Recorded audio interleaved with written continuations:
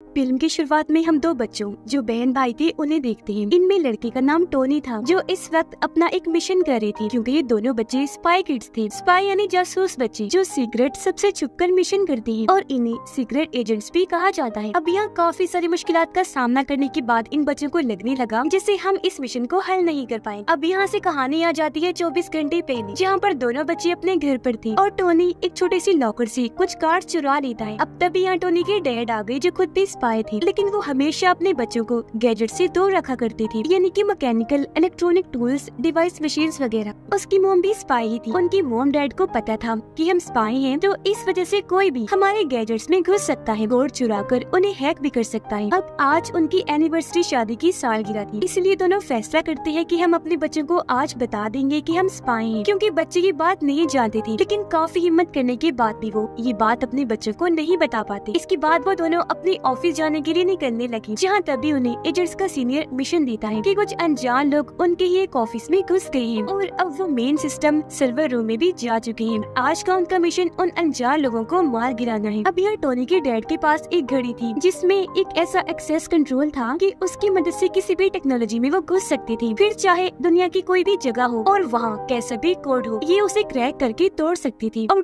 Code करके बदल कर खत्म भी कर सकती थी। अब टोनी के डैड के पास जिस तरीके का खास खुफिया कोड था उसका नाम आर्मागेडन था। ये लोग स्पाई वाले रूप में वहाँ जाते हैं। अपनी महारतों से वो शानदार लड़ाई करके इन्होंने 4 लोगों को तो मार दिया, लेकिन तभी इन्हें याद आया कि ये 5 लोग थे, तो 5वां कहाँ गया। इनका ये सोचना ही था कि ऊपर से छत तोड़कर एक रोबोट वहाँ आकर गिरता है। ये रोबोट असल में या टोनी के डैड की वो घड़ी चुराने आया था जिसमें आर्मागेडन कोड था, जिसे चुराकर वो यहाँ से भाग जाता है। स्कूल में टोनी जबरदस्त मैच खेलकर जीत जाता है, जहाँ उसे हर गेम की पहली स्टेज का कंट्रोल मिल गया था, यानी जब भी कोई नई गेम आएगी उसकी पहली स्टेज को सबसे पहले टोनी खेला करेगा। अब यह टैब में टोनी सब बच्चों को किंग नाम के एक गेम मेकर से मिलवाता है जो बहुत शानदार मुश्किल गेम्स बनाया करता था। हाल ही में उसने एक बहुत ही अच्छी गेम बनाई थी जिसका नाम हाई स्कोर था। रोबोट जिसने टोनी के डैड की घड़ी चुराई थी वो उस घड़ी को किंग को लाकर दे देता है, क्योंकि ऐसा करने को उसे किंग ने ही कहा था। लेकिन अब जब किंग घड़ी को चेक करता है तो उसे पता चला कि ये घड़ी अभी अधूरी है, क्योंकि फिलहाल इसमें आर्मागेडन का आधा कोड नहीं है, बल्कि वो तो कहीं और ही है। टोनी और उसकी बहन फैसला करते हैं कि रात को 12 बजे हम गेम खेलेंगे, तो इसलिए 12 बजने से थोड़ी देर पहले ये बड़ी मुश्किल से टीवी वाले कमरे में गयी। चुपचाप वहाँ बैठकर 12 बजने का इंतजार करने लगते हैं। उधर टोनी की मोम अपने हस्बैंड को समझा रही थी कि क्योंकि घड़ी तो चुरा ली गई है, तो अब हम ऐसा करते हैं कि उसके आर्मागेडन कोड को डिलीट कर देते हैं, जिस पर उसका हस्बैंड साफ साफ मना कर देता है। और एजेंट्स का हेड जो इस वक्त वीडियो कॉल पर था उसने भी ऐसा करने से रोक दिया, क्योंकि उसका कहना था कि वो बहुत जरूरी कोड है, उसकी मदद से बहुत सारे मिशंस में मदद मिलती है। जिस पर टोनी की मोम जवाब देती है कि वो बात ठीक है, पर अगर वो कोड किसी गलत हाथों में लग गया तो वो इंसान हर टेक्नोलॉजी में घुसकर दुनिया को बर्बाद कर सकता है। कोई भी फिर आसानी इसका गलत इस्तेमाल कर सकता है। पर जब उसके हस्बैंड ने ये बात मानने से इनकार किया तो वो उन्हें बेहोश कर देती है और उनके फिंगरप्रिंट उंगलियों के निशान के जरिए कोड को डिलीट करने ही वाली थी कि तभी टोनी ने अपने घर के ही सिस्टम पर किंग के गेम को लॉग इन कर लिया, यानी चलाकर खेलना शुरू कर दिया। जिससे हुआ ये कि इस बारे में किंग को पता चल गया और उसने सिस्टम को अपने कंट्रोल में करके उस कोड को हैक कर लिया। ऐसा करने के बाद उसने सारे सिस्टम बंद कर दिए, जिससे बच्चों की गेम भी बंद हो गई। ये देखकर बच्चों ने सोचा कि शायद गेम में कोई गड़बड़ है, तो हमें यहाँ से चलना चाहिए, इसलिए वो वहाँ से अपने कमरे में आ गई। उधर तब तक टोनी के डैड को भी होश आ गई थी। उसकी मॉम कहती है कि मुझे लगता है कोड डिलीट हो गया है। तब टोनी के डैड परेशान होते हुए कहते हैं कि नहीं, कोड डिलीट नहीं हुआ बल्कि हैक हो गया है। उन्हें लगता है कि कहीं ये बच्चों का काम तो नहीं, इसलिए ये उनके कमरे में जाकर चेक करती है। लेकिन बच्चे तो तब तक सो चुके थे। अगले दिन पता चला कि आधी दुनिया की तमाम सिस्टम्स को किंग ने हैक कर लिया है, यानी कि अगर आपको किसी भी टेक्नोलॉजी को इस्तेमाल करना है या अपने सिस्टम में लॉग इन करना है तो पहले आपको किंग की बनाई हुई हाई स्कोर गेम खेलनी है, उसके पहले लेवल को पार करना है, जब भी आप ऐसा कर सकते हैं। ये चारों इस बारे में आपस में बात कर ही रही थी कि तभी किंग की गेम के कार्टून्स कैरेक्टर अपने हथियारों के साथ इनके घर में घुस गए और यहाँ हमला बोल देते हैं। पर टोनी के मॉम डैड उनका सामना करने लगे। ये उन्हें किक्स करके टांग मार के गिराकर बर्बाद कर देते हैं।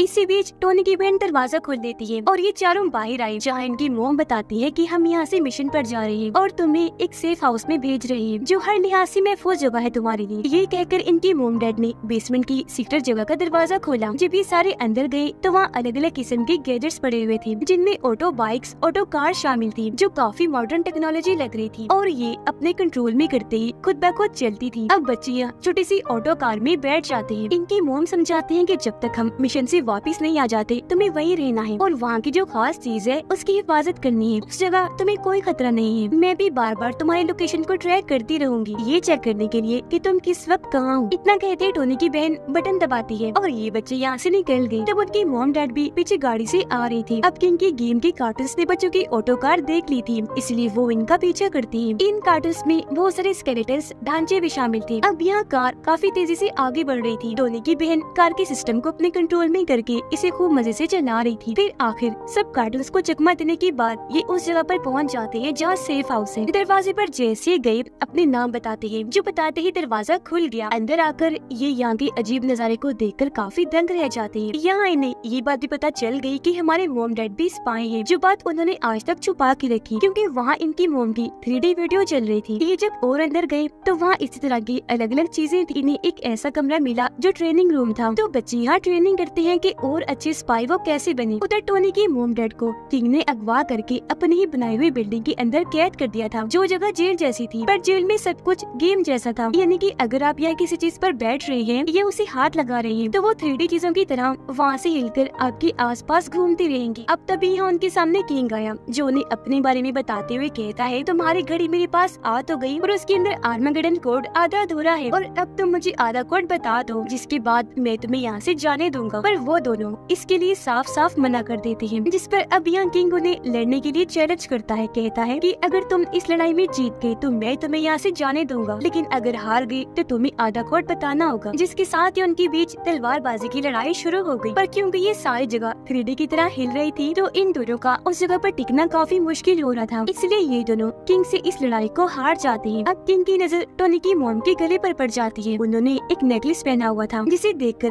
किंग को पता चल गया कि इनके बच्चे कहाँ हैं और जहाँ इनके बच्चे हैं आधा कोड भी वही होगा। उधर बच्चे यहाँ अलग अलग गैजेट्स को देखकर काफी खुश हो रहे थे। साथ ही यहाँ स्पाई किड्स के सूट भी मिल जाते हैं जो इन्होंने पहन भी लिए थे। अब और गैजेट्स की तलाश में इन्हें एक ऐसी किताब मिल जाती है जिसमें स्पाई किड्स के असूल लिखे हुए थे, जिनमें से एक था कि एक अच्छा स्पाई हमेशा झूठ बोलता है। पर ये बातें टोनी की बहन को पसंद नहीं आती। वो कहती है कि नहीं, झूठ बोलना गलत बात है, अच्छा स्पाई कभी भी झूठ नहीं बोल सकता। अब तभी यहाँ कुछ लोग आ गए जो असल में एजेंट्स का ग्रुप था। वो लोग यहाँ अपने बारे में हालांकि बताते भी हैं, लेकिन क्योंकि बच्चे काफी डरे हुए थे इसलिए वो दरवाजा नहीं खोलते, जिस पर एजेंट्स दरवाजा तोड़कर ही अंदर घुस आए। इसलिए दोनों बच्चे अलग अलग तरह से उन्हें परेशान करने लगे, यहाँ तक कि गैजेट की मदद से वो एजेंट्स को मारते भी हैं। पर थोड़ी ही देर में बच्चों को पता चल गया कि सच में एजेंट्स ये जो इन दोनों बच्चों को ही अपने साथ अपने बेस पर ले जाने के लिए आए थे। तो अब बच्चे इनके साथ बेस पर आ जाते हैं, जहाँ पर ये बाहर खड़े खास किस्म के गैजेट को देखते हैं, जो पानी में शिप की कश्ती की तरह चल भी सकता था और प्लेन की तरह हवा में उड़ भी सकता था। अब दोनों बच्चे एजेंट्स के हेड से मिले, जो इन्हें बताता है कि मैंने आप लोगों को यहाँ इसलिए बुलाया क्योंकि हम अपने सिस्टम में लॉगिन नहीं कर पा रहे। वजह ये है कि वहाँ किंग की हाई स्कोर गेम चल रही है जिसे हम पार नहीं कर पा रहे। अब बच्चे वो गेम खेलने लगे और पहले ही बार में इस लेवल को पार कर लेते हैं, जिससे सारे एजेंट्स फौरन अपने अपने सिस्टम में लॉगिन कर लेते हैं।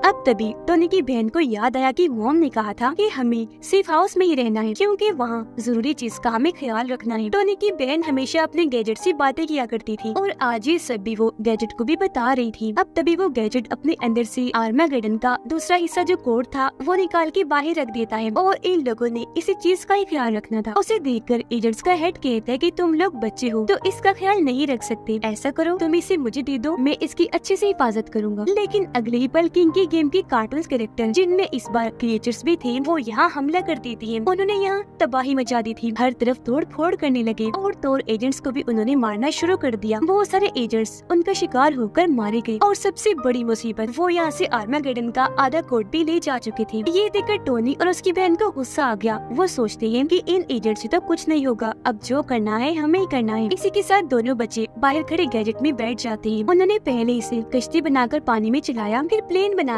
हवा में उड़ाने लगे और उन कार्टून्स का पीछा करना शुरू कर देती हैं। जिसके बाद ये किंग के महल के पास आ गई। अब पहले तो इन्हें लग रहा था कि सामने दीवार है, पर जल्द पता चल गया कि वो 3D दीवार थी जिसे पार करके ये अंदर घुस जाते। जेल में टोनी की मॉम बार बार जेल को तोड़ने की कोशिश कर रही थी और अपने हस्बैंड को भी कह रही थी कि अगर तुमने आर्मागेडन का कोड बनाया था तो तुम इसे तोड़ भी सकते हो ना, डिकोड करके खत्म भी कर सकते हो ना, तो कर दो। जिस पर यहाँ उसके हस्बैंड बताता है कि असल बात ये है कि उस दिन जब हम मिशन पर थे तो तब मुझे आर्मागेडन का फार्मूला मिला था, मैं वो फार्मूला चुरा कर घर ले आया। मैंने काफी बार कोशिश की लेकिन कभी भी उसे पूरा नहीं कर पाया। लेकिन एक दिन टोनी कमरे में आ गया और उसने पता नहीं कैसे फार्मूले को पूरा कर दिया और ये कोड पूरा तैयार हो गया। तो इसे मैंने अकेले ने नहीं बनाया, तो फिर इसे मैं कैसे तोड़ सकता हूँ या डिकोड कर सकता हूँ। अब तभी पता चला कि टोनी की डैड ने जिसके सामने ये सब बातें की थी वो उसकी वाइफ नहीं थी बल्कि किंग था, जिसने उसकी वाइफ का रूप लेकर ये सारी बातें उगलवा ली थी। और अब वो असली वाले टोनी की मोम को यहाँ लाता है, जिसे वो यहाँ से ले गया था और कहता है कि इसका मतलब अब मुझे तुमसे कोई मतलब नहीं बल्कि तुम्हारे बच्चों से।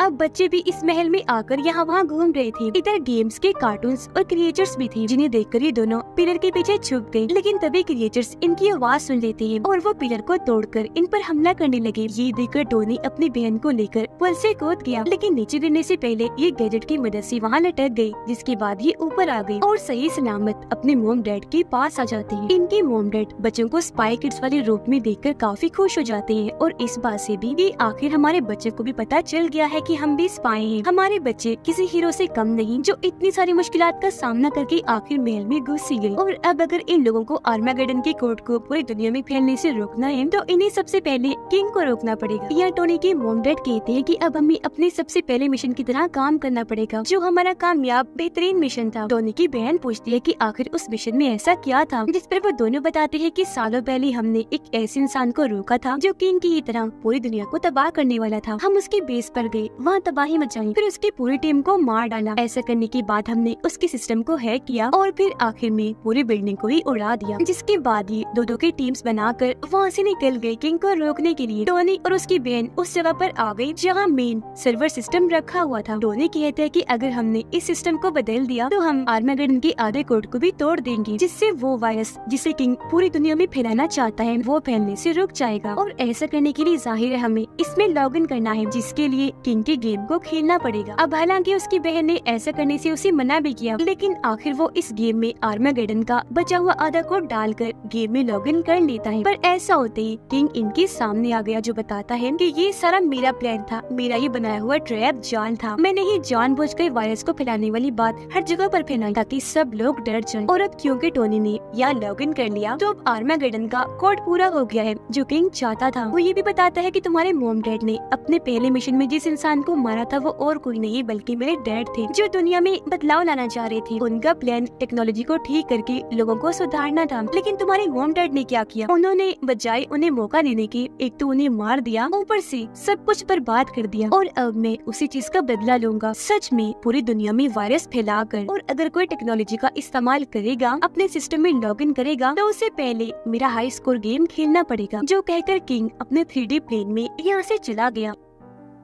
इतनी ही देर में यहाँ उनकी मोम डैड और बाकी सब भी आ गए, जो उसे जाता हुआ बस देख रहे थे, पर उसे रोकने का अब कोई चांस भी इनके पास नहीं था। जिस पर टोनी की बहन कहती है कि नहीं, अभी हमारे पास चांस है उसे रोकने का। अभी वो यहाँ से इस दुनिया से दूर गया है, जबकि गेम में वो अभी भी मौजूद है। हम ऐसा करते हैं कि गेम में चलते हैं और वहाँ उसे रोकते हैं। अगर उससे पहले हमने गेम को जीत लिया तो वो कुछ भी नहीं कर पाएगा। जिसके बाद ये टोनी की बहन की बात मानते हुए गेम के अंदर घुस जाते हैं। इन्होंने रोबोट की मदद ली थी और अपने अपने कैरेक्टर्स भी चुन लिए थे। सबसे पहले इन्हें पहला लेवल पार करना था, पर ये हार्ड लेवल था, जिस वजह से इन्हें काफी सारी मुश्किलात का सामना करना पड़ रहा था। पर पूरी फैमिली एक दूसरे का साथ देते हुए लड़ती है और आखिर ये उस लेवल को पार करके आगे बढ़ जाते हैं। यह टोनी की बहन ने काफी अच्छा खेला था, इसलिए उसका सूट बदलकर अब एक शानदार सूट में बदल जाता है, जिसमें गोल्डन प्लेट्स लगी हुई थी। अब जब ये आगे बढ़े तो टोनी चला जाता है किंग से लड़ने के लिए, जबकि बाकी सब किंग के मॉन्स्टर रोबोट से लड़ते हैं। और यहाँ इन सब के बीच जबरदस्त लड़ाई छिड़ जाती है। ये लोग मॉन्स्टर रोबोट पर भारी पड़ने लगे। एक वक्त ऐसा आया जब टोनी की डैड उसे मार ही देती, लेकिन उनकी बेटी ने ये करने से मना कर दिया कि प्लीज ऐसा मत कीजिए, जिस वजह से मॉन्स्टर रोबोट नीचे गिरने लगता है। पर अपने बेटे के कहने पर उसके मोम डैड ने रोबोट को बचाया और उसे खींचकर ये ऊपर ले आए। अब ये देखकर मॉन्स्टर रोबोट समझ गया कि ये बच्ची काफी अच्छी है, इसलिए वो अपनी तलवार उसके सामने जमीन में गाड़कर उसके आगे झुक गया, यानी कि अब वो किसी को भी नुकसान नहीं पहुंचाएगा। टोनी लड़ाई में किंग से बुरी तरह हार रहा था, जो देखकर उसके डैड टोनी की मदद करने के लिए किंग पर हमला करने के लिए आ गयी। पर ये देखकर टोनी अपने डैड को आने से मना करने लगा और बड़ा सा हथौड़ा जो उन पर हमला करने के लिए आ रहा था वो उसे खुद पर ले लेता है और ऐसे नीचे गिर गया।